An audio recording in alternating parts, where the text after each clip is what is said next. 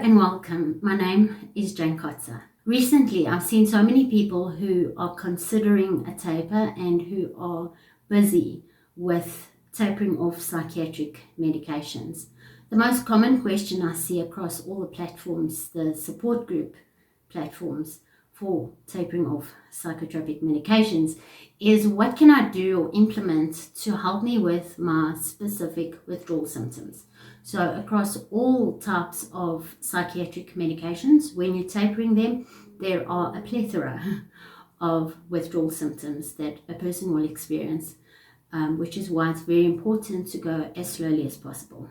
All my videos and the content that I share across my various platforms on the topic of psychiatry and psychotropic medications is based on my research and my 25 years of personal experience, and is therefore for information purposes only and does not constitute as medical advice.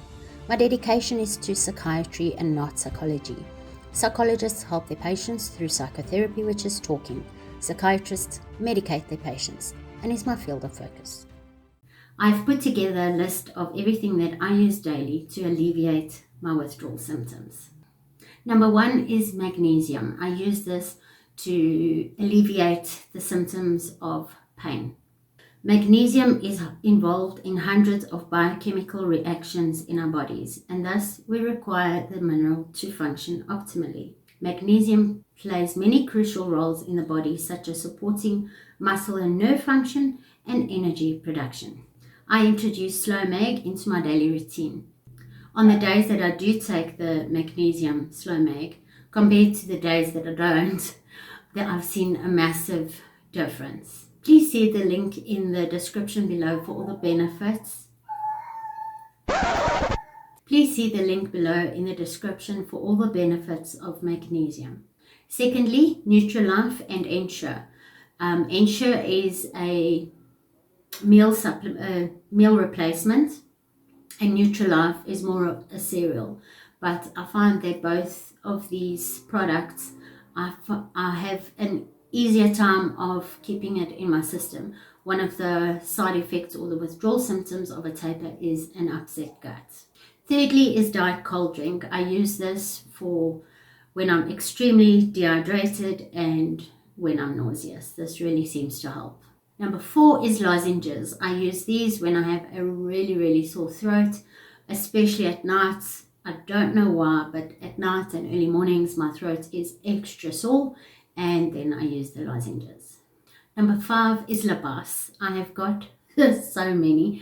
I use this for the dry lips. I've tried Vaseline, I've tried Libello and all the other types, and I find that the Lipas is the most nourishing and it works for longer, so I don't have to keep reapplying. Number 6 is Vicks.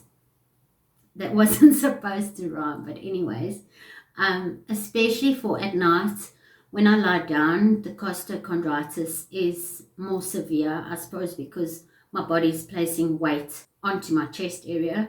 So the costochondritis is the inflammation of the cartilage between my ribs and my sternum. This is something that Seroquel unfortunately does.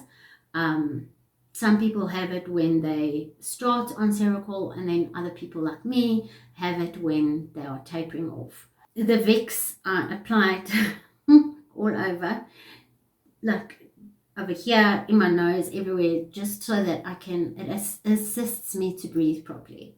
Then Halls and Fisherman's Friend. I use this also mostly at night and in the early morning. It assists me in order to breathe properly and also helps with a dry mouth withdrawal symptom. Number 8 is the microwavable bean bags as well as hot water bottles.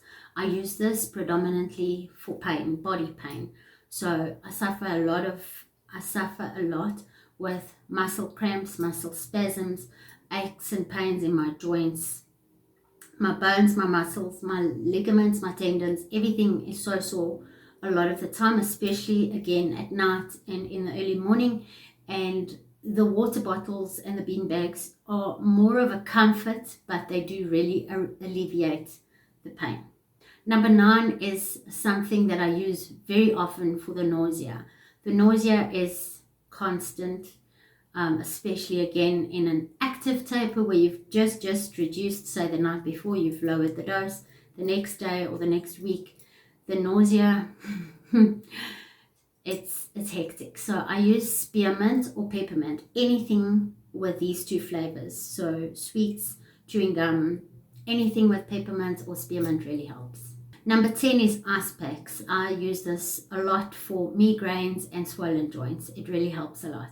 Number 11 is a wrist guard. I use this specifically for the tendonitis that I've developed in my right wrist. You do get different types of joint guards. So whether you get it in your knee or your ankle or wherever, this really helps to alleviate the pain just by applying a little bit of pressure onto that area. It helps a lot. Number 12 is psyllium husk.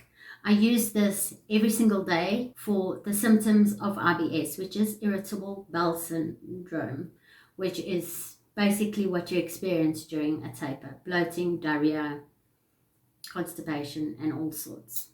13 is to try and move your body as much as possible. It's very difficult, especially during an active taper, to have the energy or motivation to move your body. Plus, the pain of the body pain that you'll experience during a taper makes it almost impossible to do active gym, like lifting weights and running and things like that. It's very hard during a taper, but it's so important to at least move your body as much as you possibly can, whether that looks like stretches or Pilates or yoga, whatever you are most comfortable with. It's very important to move your body. Number 14 is a hobby, something to take your mind totally off the tapering and help you forget how bad you feel. Personally, I love anything creative, whether it's learning to paint or adult coloring in or attempting to do a tapestry, anything where I can use my hands and it's just time away from thinking about the taper and the horrible withdrawal symptoms. Under this point, I'd also like to encourage you to get out into nature, sitting in the garden or just being surrounded by water, trees, grass, flowers is so good for the soul. Number 15, I've left the best for last. My personal favorite is my relationship with my Creator. God equals hope. I hope these 15 points were somewhat helpful for you if you are considering or currently tapering off psychotropic medications. I'd love to hear from you in the comments. Do you have any other tapering remedies that you have found beneficial? If you are considering or currently busy with a taper, please feel free to join my Telegram tapering support group. The link is in the description below.